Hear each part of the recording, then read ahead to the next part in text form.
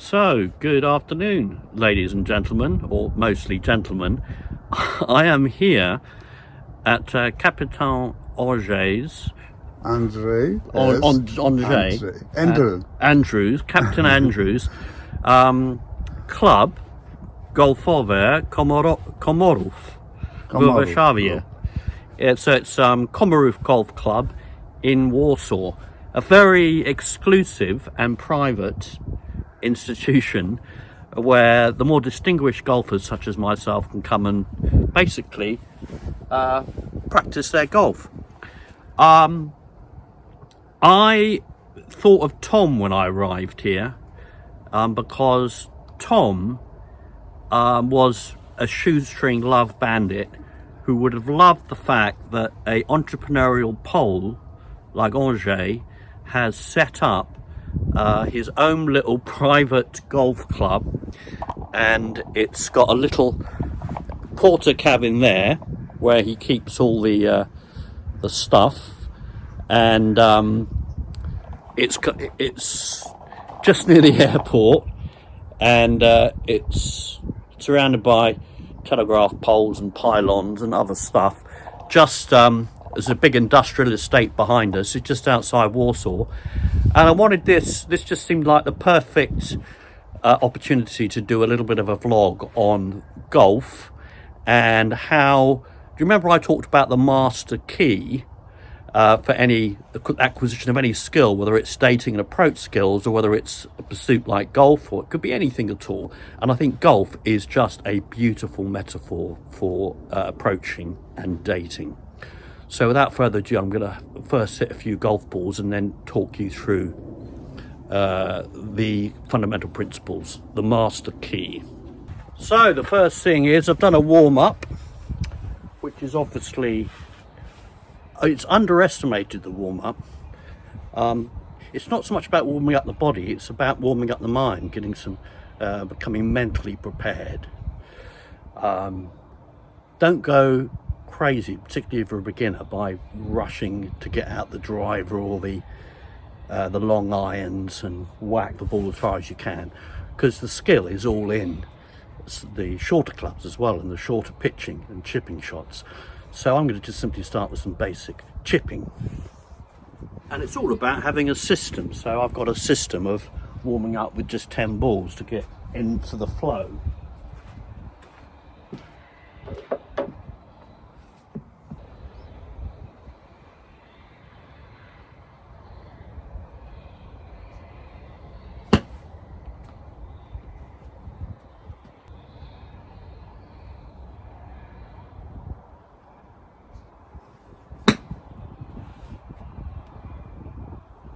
Może flagę postawić tam.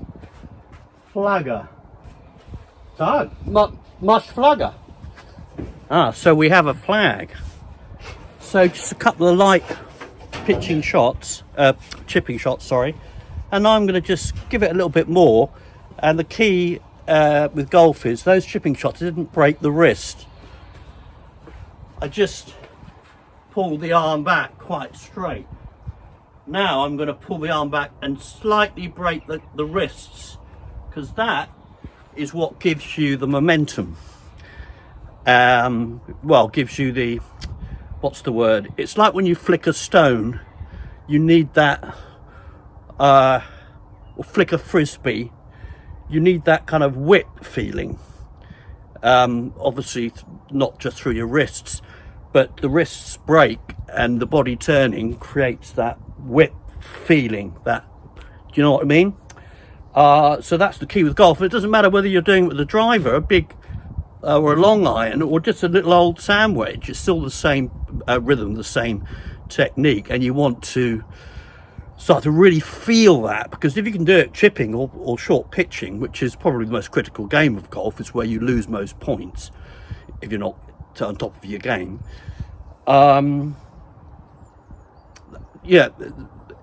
If you can do that, then you can quite easily graduate up to the bigger clubs. The first thing is start small. So like, let's say you're approaching a girl, just pay a compliment, and do it 3 or 4 or 5 times, and focus on the technique, focus on the model, Yeah, and there's a model for golf, just as there is for there's a model for approach skills, just as there is for golf. You're doing it repeatedly, you're focusing on the process and the method, you're applying the method, so that eventually it becomes natural, just as in golf, and you feel it, so you don't need to think through the method. Your body will start to adapt to do it naturally. So it's now got a nice little red flag, so we can give it a bit more and break the wrists and try and create that whip feeling.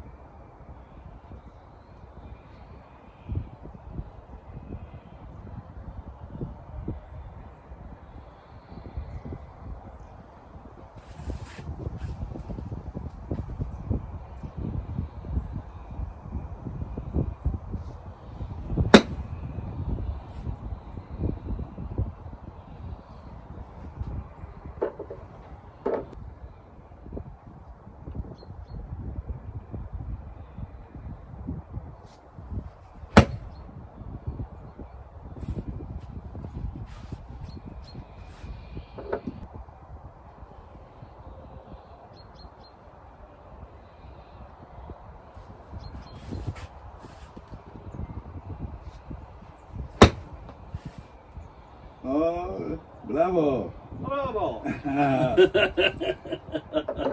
So that's a good example. You know, when you're on the street, you hit two, and the first two were fine, but gradually you get into a flow and into a momentum, and that one landed right on the red flag. That was the third time. You just practice and you practice, but whenever I practice my golf, I've always got a system. So I look at my feet, make sure I'm in the correct position. I make sure my body is correctly aligned. I look at the grip and so on and so forth. And I go through, it's like an airline pilot being in a cockpit. I go through lots of different checks mentally and physically before I even strike the ball. So I look at my feet, make sure I'm in the correct position. I make sure my body is correctly aligned. I look at the grip and so on and so forth. And I go through, it's like an airline pilot being in a cockpit. I go through lots of different checks mentally and physically before I even strike the ball.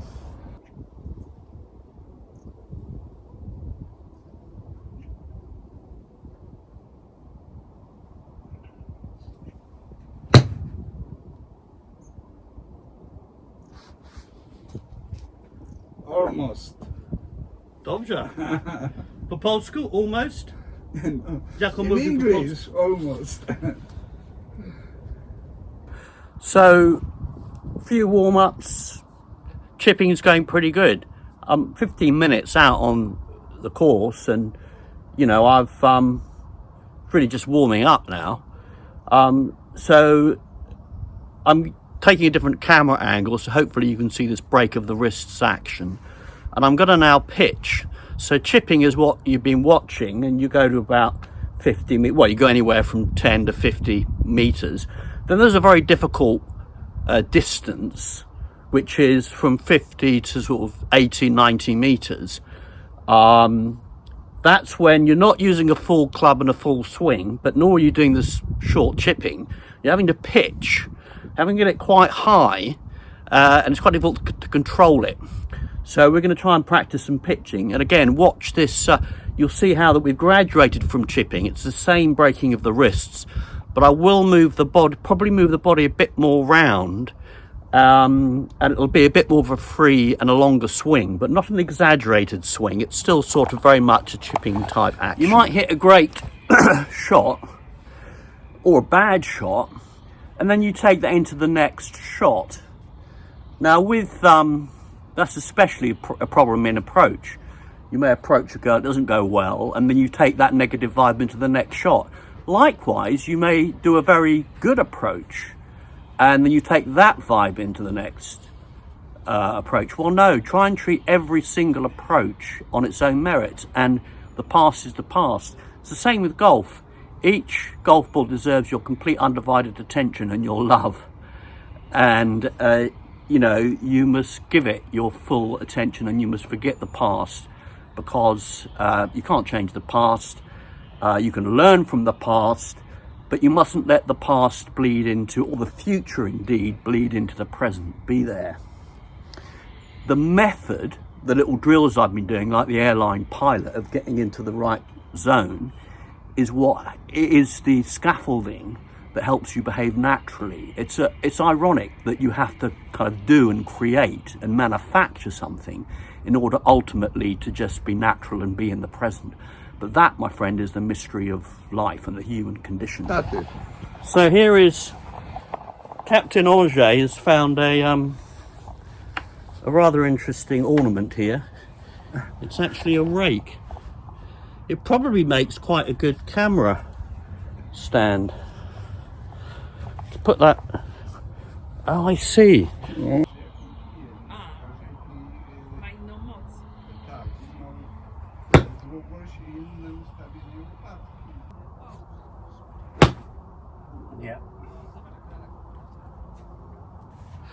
I'm now moving on to a full swing, which I don't recommend for beginners, although if you've mastered the chipping and the pitching, particularly the pitching, which is not an easy shot because it's controlled and not too hard, then actually the fuller swing, where you get the distance, becomes that much easier. Well, we'll see.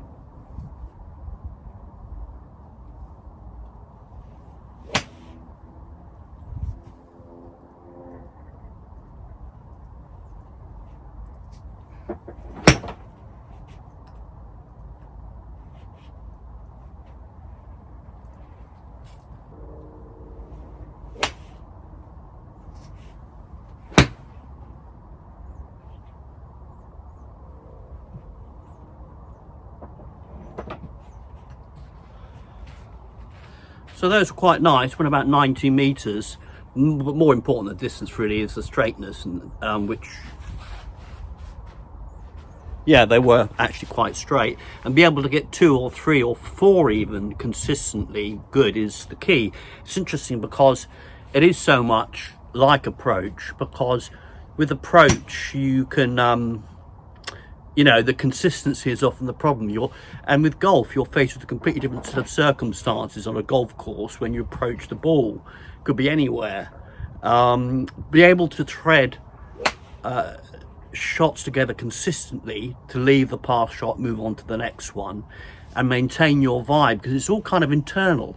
You're not interested when you're playing golf in hitting the ball.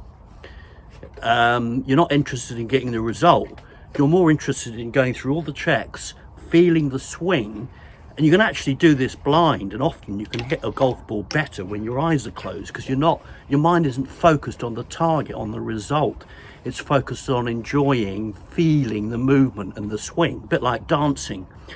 That's why it's such an interesting sport for me, because it's a lot more like dancing or approach than it is like, you know, a conventional pursuit where you're trying to achieve a target. So hi guys, I wanted to do a follow-up, and I'm going to try some longer clubs now and demonstrate the principle at work that I showed you with the smaller, simpler clubs, and translate it to a fuller, more long distance swing with a bigger club, drivers and so on, and longer irons. But I wanted to first say, you know, why would you be interested in watching me vlog on a chilly autumnal afternoon if really you're just on this channel because you're interested in women and dating and how to approach girls? Yeah. And I think particularly for the maturer guy, there's some very important basic life lessons that can be learned by dedicating yourself in your life to a pursuit that's separate from your job or your dating relationship life. It's maybe a hobby that you're passionate about. And you know, I actually picked up a club 30 years ago and hacked around, and it was hopeless, and I was angry and I gave up. Now that I'm much older and a little wiser, I've returned to it kind of accidentally a year ago. Actually, been playing about year 18 months, and it was pretty much by accident. And I kind of discovered a love for it, a passion for it that I didn't really realise I was there. I mean, golf for me is for posh Charlies, bankers, rich fat people who can't take normal exercise, and the whole vibe of it puts me off in the UK. But I've discovered a passion and interest for it, so I'm kind of encouraging, and I've discovered most importantly the parallels with this kind of pursuit and passion for getting some level of mastery in a pursuit. I mean, it's just rippled for the rest of my life and made me reassess and rethink my approach to every other area of my life, whether it's my career as a lawyer, whether it's my writing, and of course approach in dating, which I think that's such a useful comparison. One of the major ways that it's such a useful comparison is that you go out and play golf and you do about 3 sessions a week at a driving range, and you're learning, improving and practicing your swing. And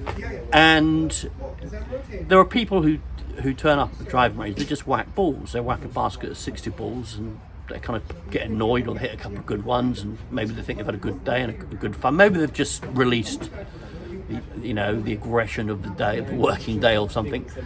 But then there are others who go down to the golf course. You can see that they're actually applying themselves to mastering the skill. And even before they even pick up a golf club, they're mentally prepared. There's just so much to talk about in this area, and I will perhaps do some mini vlogs from time to time and throw them in. But one of the key areas is that it's absolutely the most joyous thrill you get when you strike a golf ball cleanly. It's just magic. But of course the problem is the consistency, and on the flip side it's also very easy to get angry and to keep hitting balls without ever taking stock and thinking about what it is that you're doing and what it is that might be going wrong. As you get older and wiser, you start to kind of think, well, I find myself quite humble, quite open-minded about this sport. I try and turn up for the sessions with some level of kind of humility, like I don't know what I'm doing, with an open mind, and I'm learning something new. Fundamental was my finding a coach. I could tell it wasn't something that you just sort of naturally could pick up and play, like pick up a tennis racket. And I just booked a whole load of sessions and have regular lessons with a golf coach, and I was very careful about who I chose. And that's been amazing too, because you get a third perspective, a POV on what it is that you're doing, and you just don't see it yourself. And isn't that so true when it comes to approaching? I mean, Tom Torero and I, you encourage guys. Tom Torero used to do this a lot. I remember once we sat down in a hotel in Zakopane, and he'd done a little kind of mini report, having listened to some of the approaches that I'd done, that I'd recorded. Similar with golf, I video myself and I show it to my coach, and she, you really need that wood for the trees perspective to see clearly. And then when they explain things to you, then the penny drops. And that's so true of guys who are approaching. They get angry because they go out and they approach, and they're doing the same thing over and over, making the same mistakes. And they don't have the humility and the intelligence to ask for help. Or if they're kind of reasonably experienced or intermediate, they think they know it all, so they try and fix it themselves. Some do apply themselves and are able to fix it themselves, but it's so much easier when you've got a coach, so I realised that was important. Anyway, one of the major things that golf has taught me is how you have got to learn to deal with failure, in inverted commas. You've got to learn to deal with mistakes, because if you don't, you get angry and you give up. And it's so true of golf. There have been times over the last 18 months and I've wanted to give up. But if you see that kind of emotionally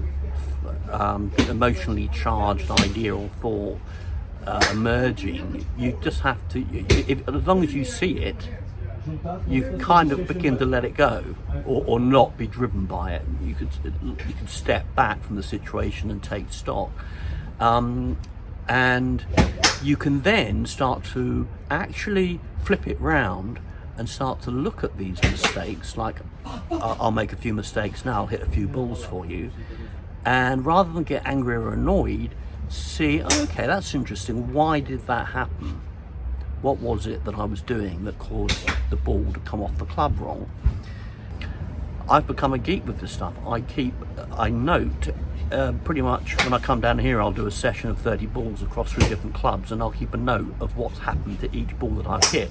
And I actually put it into a spreadsheet over the last year so I can monitor my progress, because that encourages you, that gives you, it's very difficult to improve if you're not measuring something, isn't it?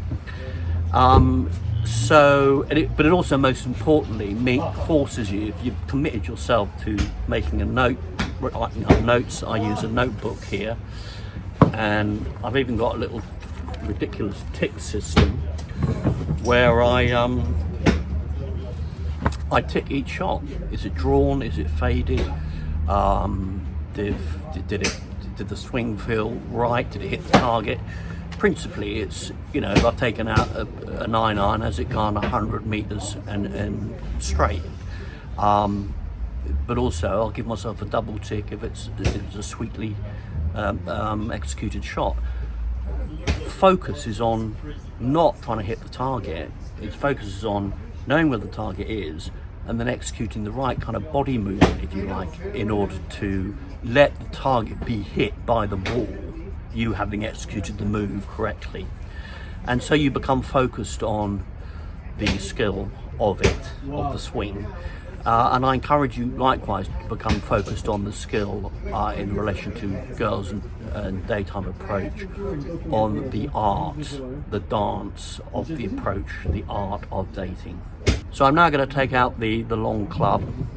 This is called a hybrid. It's an interesting club. It's meant to go some distance, not as much as a driver. And I'm going to hit a few shots.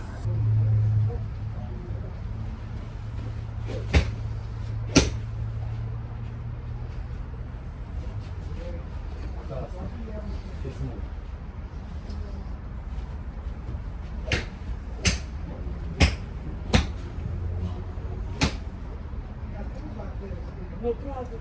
That's not a problem. I want to help you finish playing. How much do you want to put in? Which is this? How much do you want to left? Yeah, cool. Wow.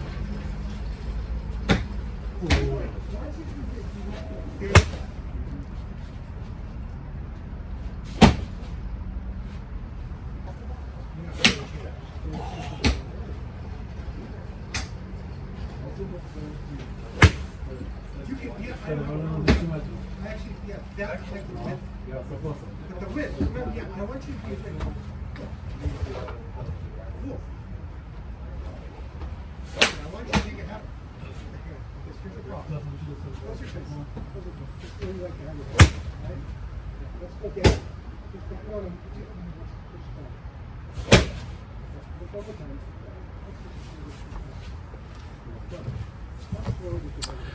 So interesting couple of shots. First one was pretty sweet, pretty straight. It actually went, it's what's called faded. So which is quite nice when the ball doesn't arc and comes back onto the target. And the third one was faded too. The second one was interesting. I kind of tensed up a little bit. I didn't make perfectly sweet contact. It went straight, but no great distance. And there's something about, particularly with the longer clubs, is this letting go, turning quite a long way round, rotating the body quite a long way. Because it's not really the hands or the arms that does it, the body rotates. But covers all the way around. You've still got your eye on the ball, and then you use the same whipping motion that you use for the shorter clubs that I showed you in the previous vlog. Anyway, I noticed, to go back to this point, I noticed this tension, and it was like trying to get it right feeling, yeah?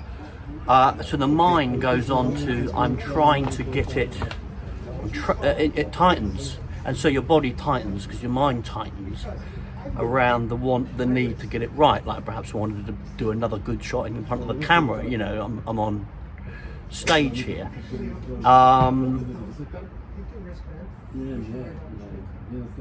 And it really, you then got, that's what I've learned really. I haven't learned a huge amount from the two that I hit sweetly. In a way, I've learned much more about the one that went wrong. And so this is really me just trying to illustrate the point that it's critical that you have the right attitude, that you, in any pursuit, that you approach it with an inquiring mind, and you make a note of you've hit the ball and what happened and why, or you vlog in front of a camera, or you step back and just reflect on it. You talk to your coach about it, and then you learn, and then you discover that the road to accomplishment and mastery is paved with these beautiful golden paving stones of mistakes and errors that you've made. And I don't think the key is you will keep making them. There may be this fear that, well, I'm just going to carry on making mistakes and never get anywhere, and that's going to be really gutting. But the reason that people don't improve and give something up, is because they don't reflect. It's not that they make the mistake, because everyone makes the mistakes. They don't reflect and learn from the mistake, and they don't create kind of a support system or journal or coach or whatever it might be in order to help them to better understand where they are. So that's it. I just want to do that little mini follow-up vlog. It's such a kind of a puzzle, this thing, whether it's golf, whether it's approaching girls. It's like, particularly golf, is a very counterintuitive method, and you kind of have to go against your normal instincts and take these kind of risks, and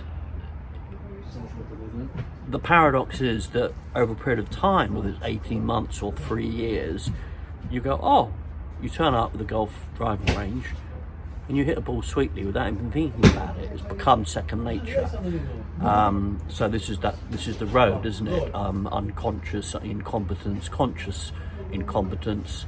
What's the next one? Conscious incompetence, conscious competence, and then finally unconscious competence.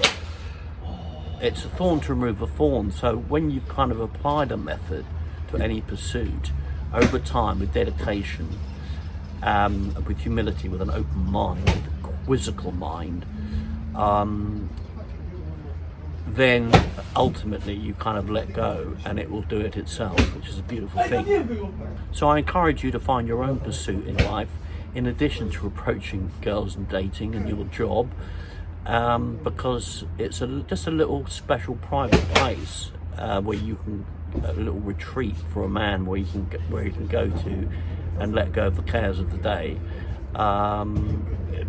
in a beautiful way, by gaining a mastery in a certain area of life.